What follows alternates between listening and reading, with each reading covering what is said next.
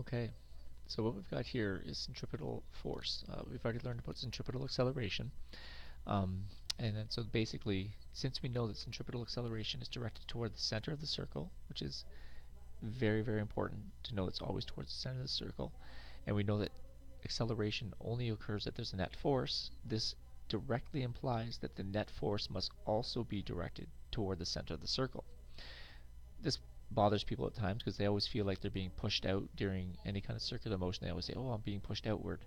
Um, People will attribute that to the fictitious centrifugal force, but in fact, what you're really experiencing, as we know, is just the inertia, right? So our object is trying to fly off at a tangent at every point, but there's a force pulling them inward toward the center, which is causing them to navigate the circle, whether that's gravity, electromagnetic attraction, tension from a rope or some kind of rod. Um, that's what's pulling the object towards the center and changing its direction, which is changing its velocity, which is therefore, by definition, acceleration. So from here, we know that we're starting from Newton's second law, which is the net force equals mass times acceleration, which we know is just the change in momentum over the change in time. But if the mass is constant, then it's the mass times the change in velocity over change in time, which is acceleration. So this is the simplified version where mass is constant. So what we can do is we can replace the linear acceleration in our centripetal acceleration in Newton's second law equation, and we can replace it with a subscript c, which is centripetal acceleration. And what we find out is that the net force is equal to m times v squared over r, and that's because one form of the centripetal acceleration was derived to be this. So we can substitute that in, and so m times a subscript c becomes mv squared over r. We can combine this now with the other forms of the equation that we've had, and they are this: v squared over r, or 4 pi squared r over t squared, or 4 pi squared r f squared, where I've just inserted the m. I guess I could have left the m in front in each of these equations just to make it easier. But it's just the centripetal acceleration equation, and then we multiply by the mass. So the key is that the net force is pointing towards the center, which is causing the centripetal or centripetal acceleration, which is acceleration towards the center, and that the fictitious centrifugal force is really just our sensation of an outward force because of inertia, the sensation that we feel because of inertia. Okay, we're going to look at a couple example sheets. You can download these from the website as well. All right, I'm going to go through these fairly quickly. You can pause as you need and go from there. Let's say that we have a 1,000-kilogram car, and it's entering a level curve, which means that there's no angle. Like in the question below, there's a banked curve, and this object is sort of moving towards us and navigating in this turn. So you can imagine it's turning here and then moving up this way while coming towards you.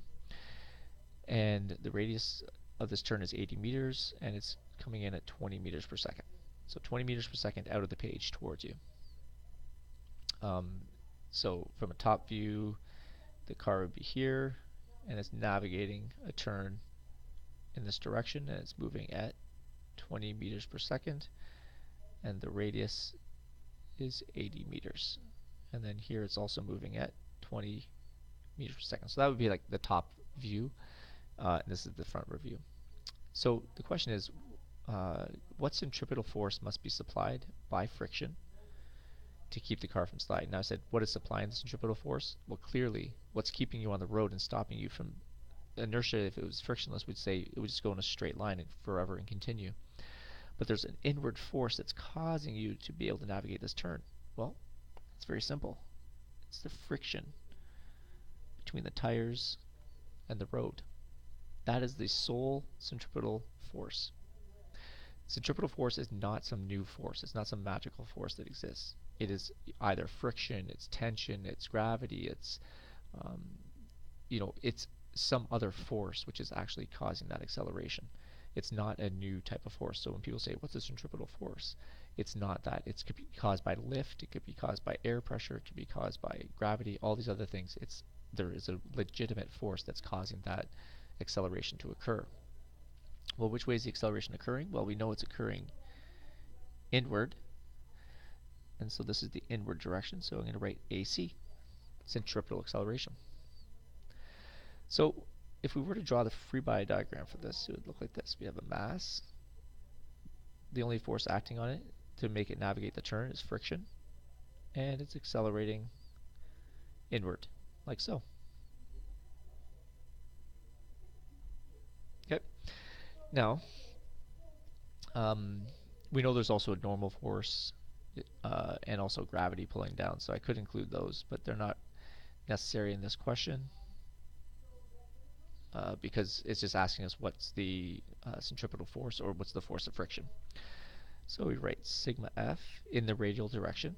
Notice I put a C because now we're talking about the radial direction.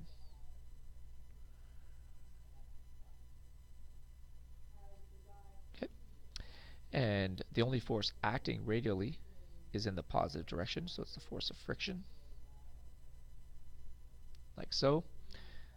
I know the speed and I know the radius, so I can simply use this form of it. Plug in the values and punch it in the calculator, and we get 5,000 newtons. So it's a 5,000 Newton centripetal force which is being applied, and the centripetal force is being applied by friction. So I wrote friction is supplying the centripetal force in this situation.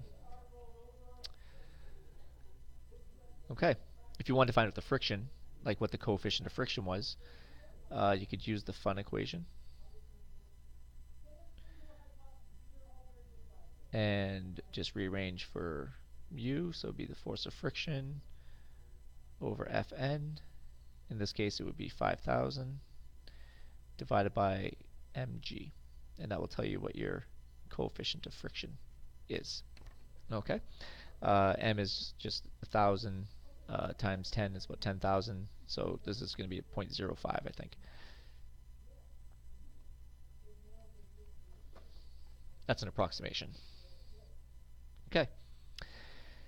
So, and the reason it's only mg is because there's no other forces in the vertical direction. Alright, what if we bank the turn? What's really cool about this is that if you bank the turn, then what ends up happening is that some of the necessary radial direction forces are supplied not just by friction, but by another force as well. And so it actually makes it easier to navigate a turn when banked. And you'll notice that in NASCAR races and things like that, or anytime there's a really sharp turn that needs to be made, if you want to take it at a higher speed, you need to bank the corner. And the reason for that is that you need the correct amount of centripetal acceleration or centripetal force in order to maintain that perfect, to navigate the circle the way you want. So we're going to keep it the same. We're going to say the radius is 80 meters, the banking angle is 20 degrees, the mass is 1,000 kilograms. Now here, there's no friction.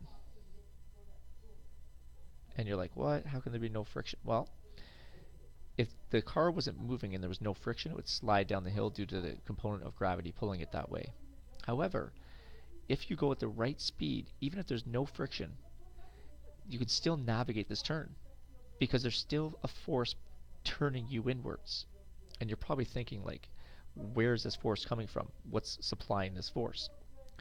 So first of all, we know that it's going to be accelerating inward like this. So let's look at what's happening here. If we come here and I draw a dot here and we think about the components, we know that gravity is pulling straight down, but you'll notice that the normal force right here is acting on an angle. And you know, this is 20 degrees down here, this is 70 degrees. It turns out that this little angle here is also 20 degrees. So it turns out that there's a little bit of force acting inward due to the normal force, and there's some that's acting vertically here So this would be like Fny, and we'd have Fnx. And it turns out that Fny balances with gravity, causing it to not jump up or jump down at this point. And this little bit of normal force in the horizontal direction or in the radial direction is what's actually allowing you to navigate this turn. You have to go at a very, very, very, very, very, very particular speed so that you don't slide down or slide up, so that you maintain this exact height and position during the turn in a zero friction case. We'll do friction case later. So let's look at the free body diagram. We've got gravity pulling down. We've got Fny acting upwards. I'm going to make this direction positive. We've got a component in the radial direction, Fnx, and we know it's accelerating in that direction. It is not accelerating vertically. So I wrote here break apart normal force. Okay. And this here is in the radial direction. All right, let's look in the y direction. Okay, let's look in the y direction here.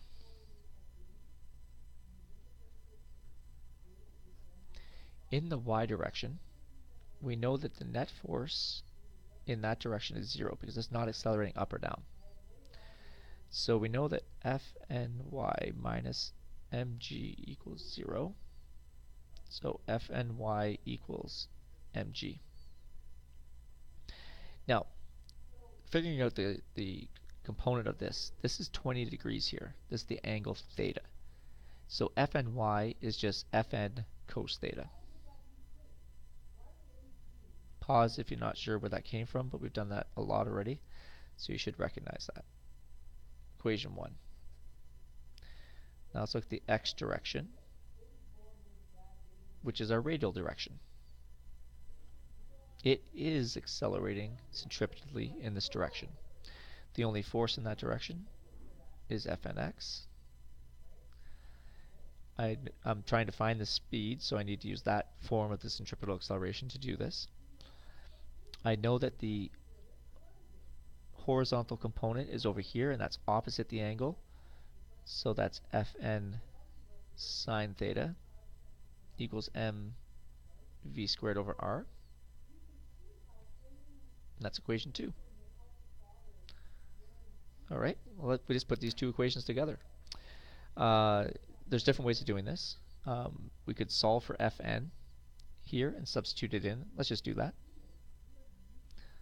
Fn equals mg over cos theta, and I'll substitute it right there. So I get mg sine theta over cos theta equals m v squared over r. Sine over cos is tangent. Turns out that the mass divides out, and so the speed is simply gr tan theta. And that's it. Square root, of course. The units, meters times meters, it's meters squared, and that's actually meters per second squared. So you get meters squared over seconds squared. Square root is meters per second. Units work. You know, you can plug in your values here to find the exact speed.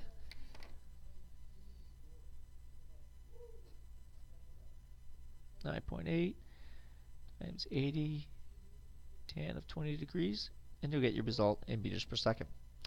What's interesting about this is that if the angle is 0, there's no speed that you can go at.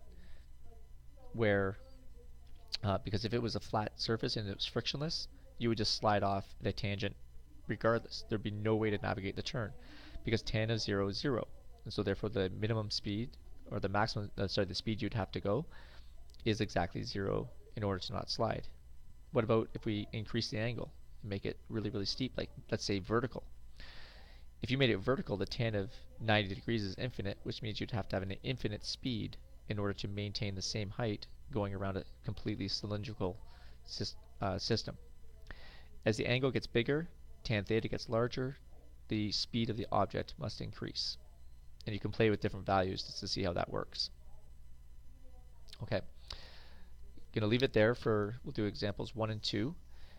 We'll come back to this and we will solve question 3, which is an object moving in a vertical loop, and we'll predict where the maximum and minimum the maximum and minimum tensions are in the vertical direction.